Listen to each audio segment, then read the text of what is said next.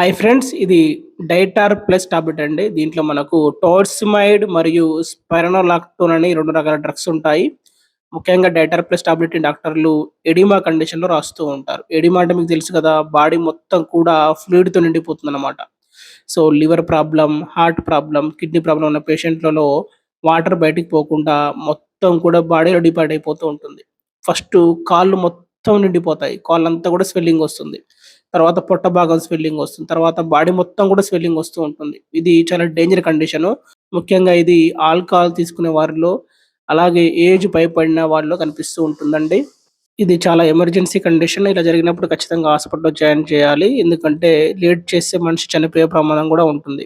ఇటువంటి సందర్భాల్లో ఈ వాటర్‌నంతా కూడా బయటకు పంపించడానికి డాక్టర్లు డైటర్ ప్లస్ అనే టాబ్లెట్‌ని రాస్తూ ఉంటారు. ఈ టాబ్లెట్స్ వాడుతున్నప్పుడు కొన్నిసార్లు డీహైడ్రేషన్ అయ్యే అవకాశం కూడా ఉంటుంది. అందుకని చూసుకొని జాగ్రత్తగా వాడాలండి.